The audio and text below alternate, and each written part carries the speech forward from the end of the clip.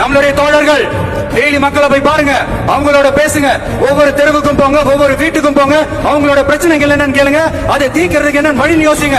அப்பதான் அவங்களுக்கு நம்ம மேல ஒரு நம்பிக்கை வரும். அப்படி ஒரு ஆழமான நம்பிக்கையை விதைச்சிட்டு அதுக்கப்புறமா நிமிந்து பாருங்க, ஒவ்வொரு வீட்டோட உச்சிலையும் தமிழக வெற்றி கழகத்தோட ரெட்டை போர் யானை வாகை மலர் கொடி தானா பறக்கும், தானா பறக்கும்.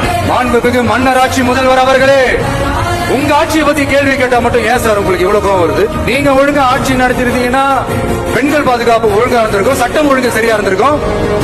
பச்சை பிள்ளைங்க, படிக்கிற பிள்ளைங்க, சின்ன பொண்ணுங்க, வீட்டுல இருக்கிற பொண்ணுங்க, வேலைக்கு போற பொண்ணுங்கன்னு இவங்க எல்லாருக்கும் நடக்கிற கொடுமைகளை சொல்ல முடியல சார்.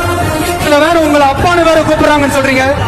தினம் தினம் உங்களோட இந்த கொடுமைகளை அனுபவிச்சுட்டு இருக்கிற என்னுடைய சகோதரிகளான தமிழ்நாட்டு பெண்கள் தான் உங்களுடைய அரசியலுக்கு ஒரு முடிவு கட்ட போறாங்க, உங்களுடைய ஆட்சிக்கு ஒரு முடிவு கட்ட போறாங்க, உங்களுடைய இந்த அரசியல் வாழ்க்கைக்கு ஒரு முடிவு கட்ட போறாங்க.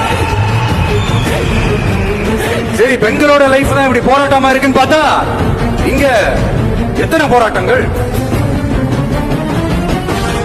பரந்தூர் போராட்டம், அரசு ஊழியர்கள் ஆசிரியர்கள் போராட்டம், போதைப் பொருள் எதிர்ப்பு போராட்டம், வரி உயர்வு போராட்டம், மீனவர்கள் போராட்டம், போக்குவரத்து ஊழியர்கள் போராட்டம், சாதிவாரி கணக்கெடுப்பு போராட்டம், சாம்சங் தொழிலாளர்கள், டங்ஸ்டன், விவசாயிகள் போராட்டம், மின்கட்டண உயர்வு எதிர்ப்பு போராட்டம், இஸ்லாமிய அமைப்புகள், செவிலியர்கள், மருத்துவர்கள், இந்த மாதிரி போராட்டங்கள். இதெல்லாம் சும்மா சாம்பிள் தான். இது இன்னும் சொல்லிட்டே போலாம், இந்த நாள் பத்தாது.